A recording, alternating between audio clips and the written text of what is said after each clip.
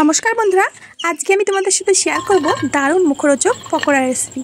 বর্ষাকাল চলছে আর গরম গরম চা বা কফির সাথে পকোড়া খেতে কিন্তু ভীষণ মজা লাগে। চিকেন সবসময় নিশ্চয়ই বাড়িতে থাকে না, আর চিকেন পকোড়াটা সবসময় বানানো সম্ভবও হয় না।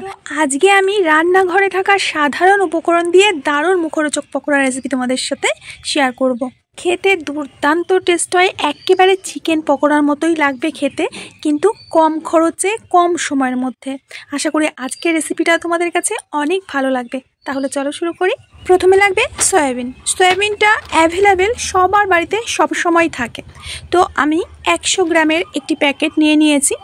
এবার নিয়ে নিয়েছি একটা মিক্সিং বোল। এই বোলের মধ্যে আমি সয়াবিনগুলো দিয়ে দিচ্ছি। আমি এখানে 2 প্যাকেট সয়াবিন দিয়ে পকোড়া তৈরি করব। এখন সয়াবিনগুলো ঠান্ডা জলে ভিজিয়ে রাখতে হবে 5 মিনিট।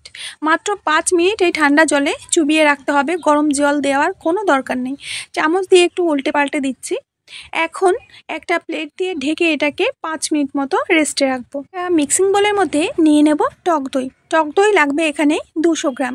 তো 200 গ্রাম সয়াবিনের জন্য 200 গ্রামই টক দই লাগবে। তো দইটাকে প্রথমে এইভাবে একটু ফেটিয়ে নিতে হবে। খুব ভালো করে আমি দইটাকে ফেটিয়ে নিয়েছি। ভীষণই মজার রেসিপি, খুব অল্প সময়ে তৈরি হয়ে যাবে। এখন দিয়ে দেবো 1/2 চামচ জিরা গুঁড়ো, 1/2 চামচ ধনিয়া গুঁড়ো, 1/2 চামচ লঙ্কা গুঁড়ো, দিয়ে দেবো 1/2 চামচ হলুদ গুঁড়ো, দিয়ে দেবো স্বাদ মতো লবণ। খুব ভালো করে এই গুঁড়ো মশলাগুলোকে দইয়ের সাথে মিশিয়ে নিতে হবে।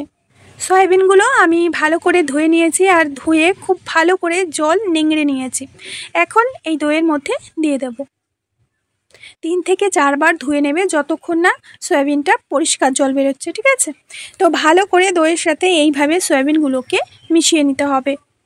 সব থেকে কম খরচে কম সময়ের মধ্যে ইজিভাবে যদি কোনো পকোড়া খাওয়া যায় তাহলে সয়াবিনের পকোড়া।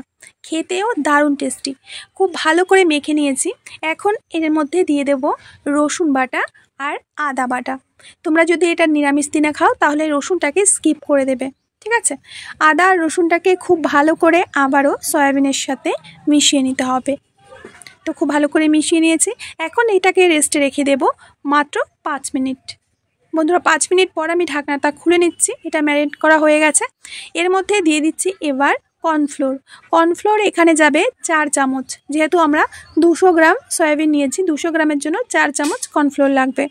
কর্নফ্লোরের বদলে তোমরা এখানে চাউলের গুঁড়া বা ময়দা দিয়েও বানাতে পারো। খুব ভালো করে আমি হাত দিয়ে মেখে নিয়েছি। এদিকে তেলটাও গরম হয়ে গেছে। এখন এখান থেকে চামচ দিয়ে অল্প অল্প করে সয়াবিন তেলের মধ্যে ছেড়ে দেব। চেষ্টা করবে তেলে ছাড়ার সময় এগুলো একটু ছাড়িয়ে ছাড়িয়ে দিতে, নাহলে যদি একসাথে লেগে থাকে ভাজার পরেও কিন্তু এটা একসাথে লেগেই থাকবে। তো গ্যাসের আঁচটাকে এই সময় মিডিয়াম করে রাখবে। মিডিয়াম আঁচেই এইগুলো ভেজে নিতে হবে। দেখতে পাচ্ছ আমি চামচ দিয়ে ছাড়িয়ে ছাড়িয়ে দিচ্ছি। কিছুক্ষণ পর এইভাবে চামচ দিয়ে আমি নাড়িয়ে দিচ্ছি। আর এই সময় গ্যাসের আঁচটাকে অবশ্যই মিডিয়ামে রাখবে, না হলে বাইরে থেকে পুড়ে পুড়ে যাবে, কিন্তু ক্রিস্পি হবে না। তো নেড়ে চেড়ে এগুলোকে আমি ক্রিস্পি করে ভেজে নিচ্ছি। দেখতেই পাচ্ছ ধীরে ধীরে এর কালারটা চেঞ্জ হতে শুরু করেছে আর মুচমুচে হতে শুরু করেছে। এগুলো ভাজা হয়ে গেছে। এখন তেল থেকে তুলে নিচ্ছি। দেখতে কত সুন্দর হয়েছে। কে দেখে না বলবে যে এটা চিকেন পকোড়া। খেতেও সুপার টেস্টি হয়। তোমরা একবার হলেও এটা বাড়িতে বানিয়ে খেও। তো ভীষণ মুচমুচে হয়েছে, আওয়াজেই তোমরা বুঝতে পারছো। আর দারুণ কালার এসেছে। এই বর্ষাকালে গরম গরম চা বা কফির সাথে যদি এরকম সয়া পকোড়া হয় তাহলে তো আর কথাই নেই। আমি উপর থেকে কিছু ম্যাগি মশলা দিয়ে দিচ্ছি, আর সাথেই দিয়ে দেব চাট মশলা। এটা খেতে আরও বেশি চটপটা লাগবে। আর এটা আমরা টমেটো সস দিয়ে সার্ভ করে দেব। তো না বন্ধুরা, তৈরি হয়ে গেছে আজকের সয়াবিনের পকোড়া। দেখতেই পারছো যে এটা কতটা পরিমাণে লোভনীয় হয়েছে। বাইরে থেকে একেবারে ক্রিস্পি আর ভেতর থেকে সফট, যেহেতু সয়াবিন রয়েছে ভেতরে। তো আমার প্রিয় বন্ধুরা, 7-5 না ভেবে আজ যদি হাতের কাছে সয়াবিন থাকে তো সন্ধ্যাবেলায় বানিয়ে ফেলো চায়ের সাথে বা কফির সাথে এরকম গরম গরম মুচমুচে পকোড়া।